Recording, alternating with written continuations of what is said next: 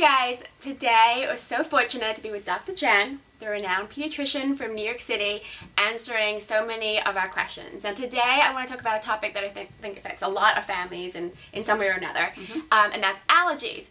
And I have 4 kids, some of them are already in school, and it seems as though allergies are a real issue and they're everywhere. And by allergies today, we're talking about food allergies. Like, what are the statistics? Like, how many kids have allergies today? So definitely there's a rise in food allergies. We're definitely seeing that. We don't really know exactly why, but about on average 6% of kids have food allergies. I'm shocked that it's so low. You know, at school, certainly there's always different things you can't bring in, and it seems like a lot more people than 6% have allergies. Well, that's really what the statistics show. But you know, you really need to be careful. And some kids actually outgrow allergies. There's about 8 foods that cause 90% of the allergies. So what are those foods? Those foods. So milk, eggs, soy, wheat, peanuts, tree nuts, fish, and shellfish. Those are the most common allergens that kids have. But some of them, as I said, they do outgrow. Though again, some things like peanuts and tree nuts, they actually are more likely to persist. Okay, now, the peanut thing is a really good point. So as a parent, you know, I understand that I can be a particularly neurotic parent, but when I had my first son, there was definitely a lot of talk of the peanut allergy, but it wasn't as talked about. And with each child, I feel like it's being talked about more and more and more, to the point where I had my 4th, and I wanted to drive outside the ER with my daughter and give her a peanut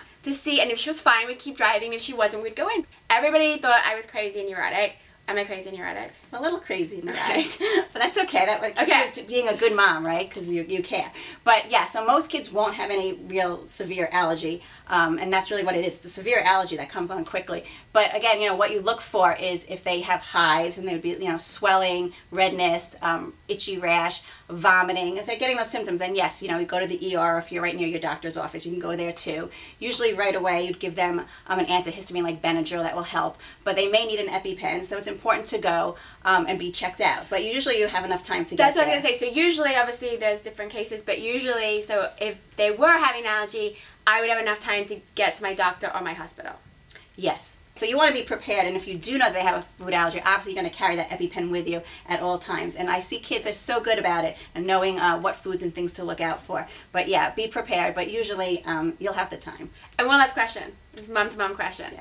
Now, you know, for parents that do have children with allergies, I can't imagine what that must be like worrying about your kids all the time, whether at school or parties. What's the best way, do you think, to talk about it with their friends and their parents so people really understand the gravity of it? Yeah, so I think it's really important to speak to everyone around the schools and the friends, because as you said, it can be you know, life-threatening or really, really severe when you have an allergy. And what I find is so amazing, kids are great. I mean, from the start, when they're really young, they know they have food allergies. They're also really good at taking charge and asking before, you know, that they're at a friend's house, can I eat this? Is my mom said this is safe for me or not?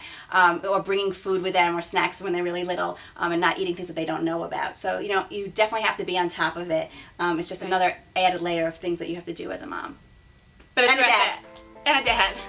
Thank you, Dr. Jen. You're welcome. Follow me at Rosie Pope for more useful information, or go to rosiepope.com. And if you have ideas for videos you want me to make, just let me know.